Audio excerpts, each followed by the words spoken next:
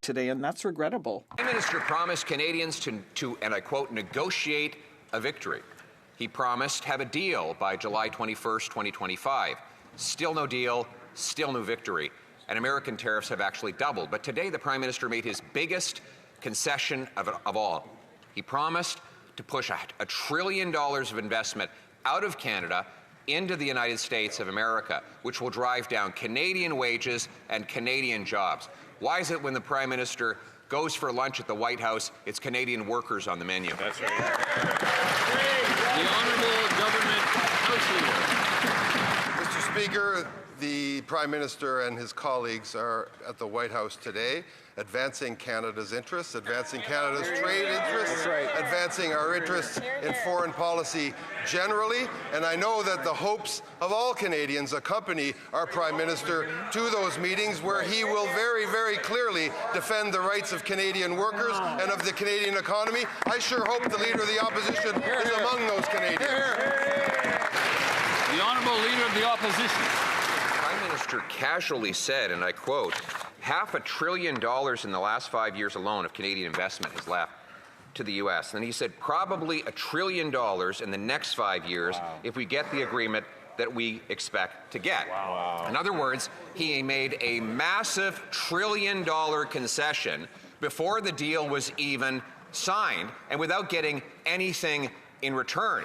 $1 trillion of exit investment means closing mines and factories in Canada and opening them in the U.S. Why did the Prime Minister sell out our workers on his visit to Washington? The Honourable Government House Leader. Speaker, we do not need Donald Trump's permission to open mines and roads and infrastructure in Canada. That's exactly what we're going to be doing, is building Canada with Canadian labour, Canadian steel, Canadian aluminum, and Canadian lumber. If he's referring to the Maple 8, the pension funds that Canadians are so proud of and invest in, who invest all over the world and take their profits back to Canada to pay Canadian pensions, well, I say bring that on too, Mr. Speaker. The Honourable Leader of the Opposition. This government has already admitted that we have a problem with Canadian pension money leaving Canada to create jobs in other countries. They even created a Brookfield-run program to bring it back. But today, the Prime Minister promised the President that Canadian government policies would drive $1 trillion out of our economy into the American economy over the next 5 years. That is twice as bad as has happened in the last half-decade. This means lost jobs and lower wages for Canadians who already can't pay their bills. Again, why did the Prime Minister sell out Canadian workers in his visit to Washington? The Honourable Government House Leader. You know what Canadians feel when they see the Prime Minister and ministers in the Oval Office defending Canada? Mr. Speaker, they feel pride. They feel pride that this Prime Minister is standing up for our country, standing up for our workers, standing up for our steel industry, and these crazy hair-eyed schemes that the Leader of the Opposition comes up with just to get in the news cycle are quite frankly a little embarrassing.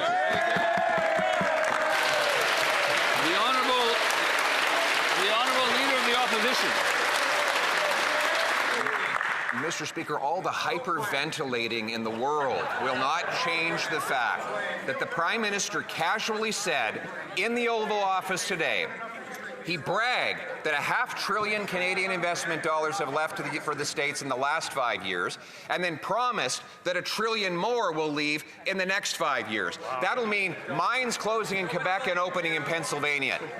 It'll mean mills closing in BC and opening in Washington State, factories closing in Ontario and going to Michigan. Why is it that the Prime Minister sells out Canadian workers, Canadian jobs, and Canadian investments in the White House? The Honourable Government House Leader. Mr. Speaker, we have said all along that Canada will look after its own people with our own projects, our own labour, our own material. We'll be opening mines, we'll be opening ports, we'll be opening railways, we'll be opening our Arctic. We are going to continue to build this country and get a fair, good trade deal for Canada, and it'll be thanks to this Prime Minister, Mr. Speaker.